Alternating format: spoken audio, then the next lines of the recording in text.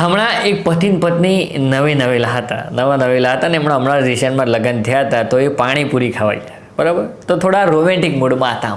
હોય નવું એટલે બધું રોમેન્ટિક હોય. એ બધા પાણીપુરી ખાવા ગયા ને તોય તમે જો નાટક કરે. પેલી કે પહેલા તમે ખાઓ, પેલો કે પહેલા તું ખા.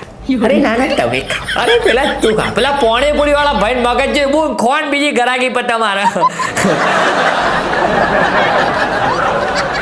તું ખાન તમે કા ખો, જે ખાવું એ ખો.